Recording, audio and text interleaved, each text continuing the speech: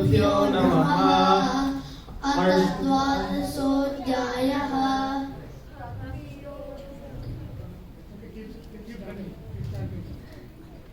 अर्जुन उवाच एवं सततयुक्ताये भक्ताः स्वां पर्युपासते ये चाप्यक्षरमव्यक्तं तेषां के योगवित्तमाः।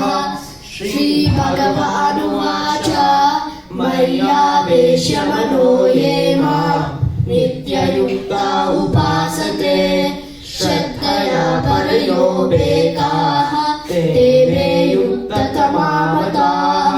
ये त्वक्षरमनिर्देश्यम् अव्यक्तं पर्युपासते सर्वत्र नमचिन्त्यं च कूटस्थमचलं ध्रुवम् संयम्येन्द्रियग्रामं सर्वत्र समबुद्धयः ते प्राप्नुवन्ति मामेव सर्वभूतैते रताः।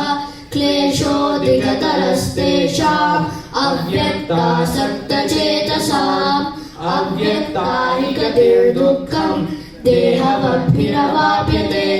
ये तु सर्वाणि कर्माणि मयि सन्न्यस्य मत्पराः अनन्येनैव योगेन मां ध्यायन्त उपासते तेषामहं समुद्धर्ता मृत्युसंसारसागरात् भवामि न चिरात् पार्थ मय्यावेशितचेतसाम्।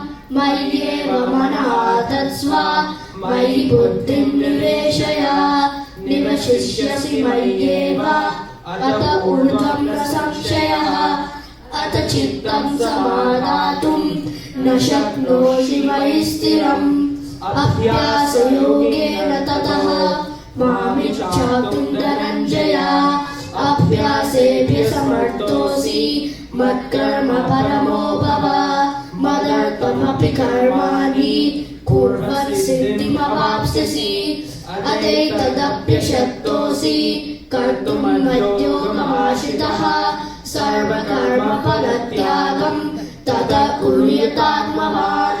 श्रेयो हि ज्ञानमभ्यासात् ज्ञानात् ध्यानं विशिष्यते ध्यानात् कर्मफलत्यागः त्यागात् शान्तिरनन्तरम्।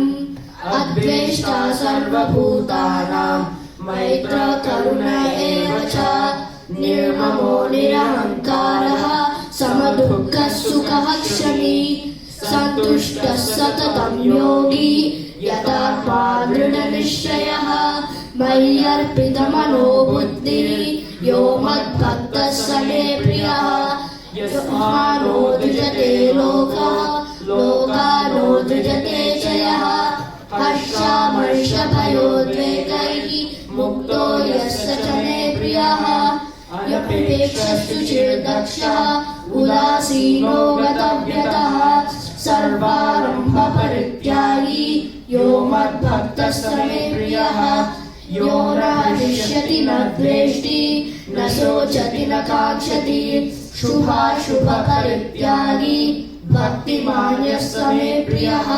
शमः शत्रौ च मित्रे च तथा मानापमानयोः शीतोष्णसुखदुःखेषु समसंगविवर्जितः तुल्यनिन्दास्तुतिर्मौनी सन्तुष्टो येन केनचित् अनिकेतस्थिरमतिः भक्तिमान् मे प्रियो नरः। ये तु धर्म्यामृतमिदं यथोक्तं पर्युपासते श्रद्धदाना मत्परमाः भक्तास्तेऽतीव मे प्रिया। ॐ तत्सदिति श्रीमद्भगवद्गीतासु उपनिषत्सु ब्रह्मविद्यायां योगशास्त्रे श्रीकृष्णार्जुनसंवादे भक्तियोगो नाम 12 अध्यायः।